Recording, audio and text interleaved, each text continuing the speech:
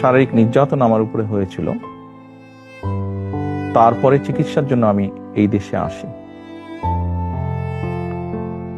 আমি যখন এখানে আসি, আমার ভাইকে আমি রেখে এসেছিলাম, ছোট ভাইকে। আমি যখন এই দেশে আসি, আমার সুস্থ মাকে আমি রেখে এসেছিলাম।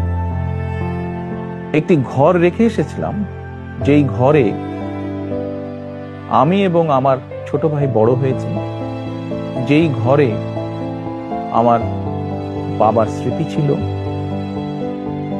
যেই ঘরে আমাদের দুই ভাইয়ের সন্তানরা জন্মগ্রহণ করেছিল,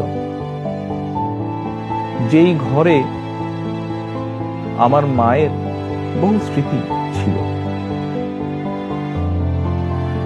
সেই স্মৃতিগুলোকে ভেঙে চুরে ধুলায় মিশিয়ে দেওয়া হয়েছে।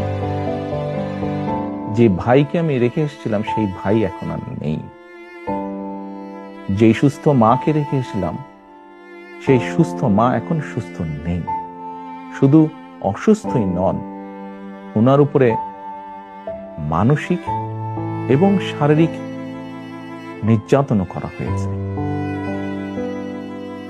আমি আমার পরিবারের যে কাহিনী আপনাদের সামনে তুলে ধরলাম, এটিকে আপনারা কাহিনী বলুন বা সংগ্রাম বলুন, যেটাই বলুন না কেন, এটি শুধু আমার কাহিনী না, আমার পরিবারের কাহিনী না।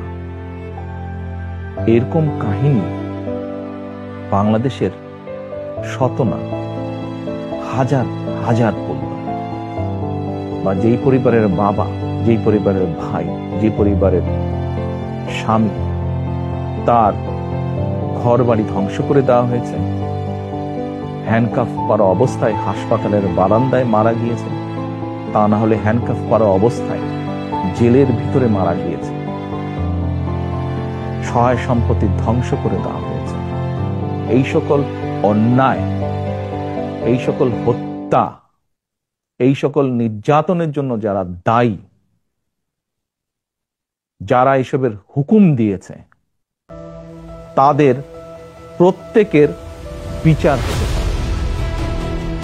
এটি প্রতিশোধের কোনো বিষয় নয়, এটি ন্যায়ের কথা, এটি আইনের কথা। অন্যায় হলে তার বিচার হতে হবে।